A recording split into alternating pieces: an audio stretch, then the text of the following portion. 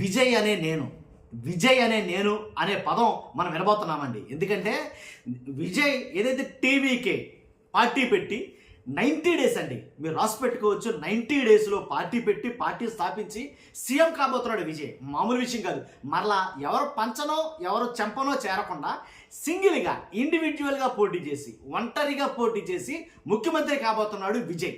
కాబట్టి విజయ్ గారు ముఖ్యమంత్రి కాబోతే ఓ పక్కన వైసీపీలో సంబరాలు మిన్నంటాయని చెప్పాలి. ఎందుకు చెప్తున్నారంటే కనుక, అంటే జగన్ గారు అలాగే విజయ్ ఇద్దరిని కంపేర్ చేస్తున్నారేమో. కాబట్టే విజయ్ అక్కడ గెలవడంతో ఇక్కడ ఏపీలో ఒక చర్చ అయితే ప్రారంభమైంది, ఒక చిన్నపాటి రచ్చ అయితే మొదలైంది. ఏంటంటే ఏపీలో కూడా ఇదే పరిస్థితి రిపీట్ కాబోతుంది, ఏపీలో కూడా ఇదే రిపీట్ అవబోతుంది అని మాట్లాడుతున్నారు. దీని గురించి మనం మాట్లాడబోతాం.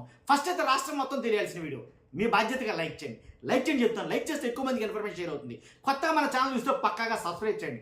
మీ అమూల్యమైన అభిప్రాయాన్ని కామెంట్ రూపంలో తెలియజేయండి. వాస్తవానికి విజయ్ గారు కూడా జగన్ గారికి కొంచెం అత్యంత సన్నిహితులు అని అయితే చెప్పాలి. ఎందుకంటే ఆయన కలిసిన వీడియోలు కావచ్చు ఇప్పుడు నెట్టింట వైరల్ అవుతున్నాయి. ఆయన విజయ్ గారు అలాగే జగన్ గారు మాట్లాడుకున్న వీడియోలు ఇప్పుడు నెట్టింట హల్చల్ చేస్తున్నాయి. అంతేకాదు వాళ్ళిద్దరిని సరిపోల్చి చూస్తున్నారు. అంటే వాళ్ళిద్దరి మధ్య తేడాని చెక్ చేస్తున్నారు. జగన్ గారు కూడా ఎప్పుడు కూడా ఎవరు పంచనో ఎవరు చంపనో వాడడానికి ఎట్టి పరిస్థితులు ఒప్పుకోవాలా. సింగిల్గానే పోటీ చేస్తానన్నాడు, సింగిల్గానే ఏజెంట్ అయితే కనుక ఆయనకు ఉండేది. కాబట్టి విజయ్ గారు కూడా అంతే, నేను పొత్తు పెట్టుకోను, నేను సింగిల్గానే పోటీ చేస్తాను అని అన్నాడు. సింగిల్గానే 233 స్థానాలు అనుకుంటా. కాబట్టి ఆ 233 స్థానాల్లో పోటీ చేసి అనూహ్యంగా, ఒక మాటలో చెప్పాలంటే అన్ని వ్యతిరేకమే విజయ్ గారికి. ఎలా అంటే ఏదైతే సర్వేలు ఉన్నాయో సర్వేలో 1 6 తప్ప మిగిలిన అన్ని సర్వేలు కూడా విజయ్కి 20-30 స్థానాలు మించి ఎక్కడ చూపించాల.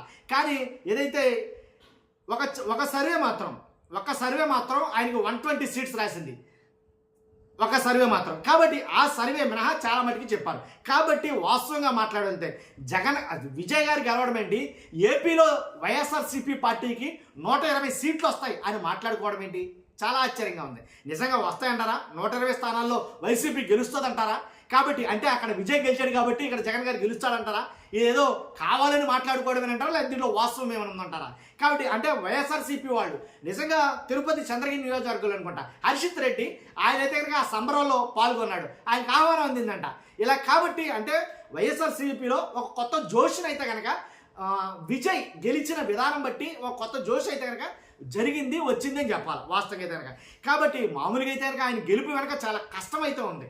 కాబట్టి ఆయన తొక్కేయాలని, ఆయన ఏదో రకంగా ఏంటి అసలు ఎన్నికల్లో పోటీ చేయకూడదని చాలా అనుకున్నారు. కానీ అదేది కాలా. ఏంటి తాళుడు తలిస్తే దేవుడు తలిచాడంట. కానీ విజయ్ విషయంలో దేవుడు ఇలా రాసేడేమో స్క్రిప్ట్ నిజంగా. కాబట్టి విజిల్ మన మామూలుగా మోత మోగట్లా, అసలు ఆ విజిల్ మోతకే తమిళనాడు దద్దరిల్లిపోతుందని చెప్పాలా. ఆ సౌండ్ ఏపీలో వినపడుతుంది. అది నేను చెప్పాలనుకుంది.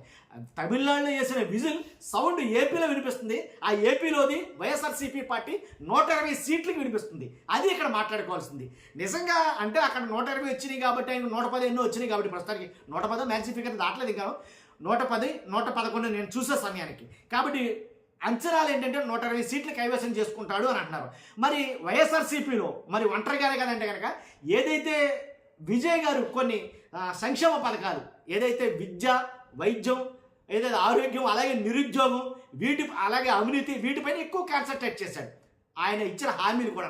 కాబట్టి జగన్ గారు కూడా విద్య గురించి, ఆరోగ్యం గురించి, వైద్యం గురించి ఎక్కువగా పట్టించుకుంటూ ఉంటాడు. కానీ సిమిలారిటీస్ చూసుకుంటే కనుక ఇంచుమించుగా విజయ్ గారు కావచ్చు అలాగే జగన్ గారు కావచ్చు ఇంచుమించుగా ఒకేలా ఉన్నాయి.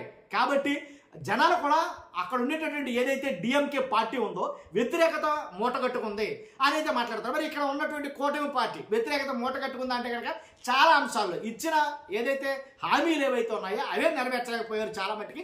అంటే ఫుల్ ఫ్లెడ్జ్డ్గా నెరవేర్చలేదు, అన్ని హామీలు అమలుపరచలేదు, ఇంకా కొన్ని మిగిలిపోయినాయి, నిరుద్యోగ వృత్తి, ఇంకా ఎక్సెట్రా. కాబట్టి ఇక్కడ కూడా అదే పరిస్థితి కూటమి పార్టీకి ఏర్పడబోతుంది. అక్కడ డిఎంకే, ఇక్కడ కూటమి రెండు ఒకేలా కనబడుతున్నాయి. అక్కడ విజయ్, ఇక్కడ జగన్ ఒకేలా ఉన్నారు. కాబట్టి ఈసారి ఖచ్చితంగా ఆంధ్రప్రదేశ్లో అనూహ్యమైనటువంటి మార్పు అయితే కనుక రాబోతుంది అని కొంతమంది మాట్లాడుకుంటున్నారు. ఇదే చర్చ జరుగుతుంది ఏపీలో ఇక్కడ ఎక్కువ. కాబట్టి ఈ 2 రోజుల్లో కూడా దీని గురించి ప్రధానంగా చర్చ అయితే కనుక నడవబోతుందేమో. కాబట్టి ఖచ్చితంగా అంచనాలను మించి, అంచనాలను తలకిందులు చేసి వైఎస్ఆర్సీపీ పార్టీ తమ విజయ్ ఎగరేసినట్లు ఆంధ్రప్రదేశ్లో విజయకేతనం ఎగరబోతుందేమో అని కొంతమంది మాట్లాడతారు. కాబట్టి ఏది ఏమైనప్పటికీ నిజంగా గెలుస్తున్నటువంటి ఆ విజయ్ గారికి మన ఛానల్ తరపున ఏంటి శుభాభినందనలు తెలియజేసుకుందాం. అంతేకాదు ఆ మార్పు ఇక్కడ ఏమైనా కనబడుతుందా? సేమ్ అదే రిపీట్ అవుతుందా? మీ అభిప్రాయం ఏంటో కూడా ఖచ్చితంగా కామెంట్ రూపంలో తెలియజేయండి. ఫస్ట్ అయితే లైక్ చేయండి. Thank you very much.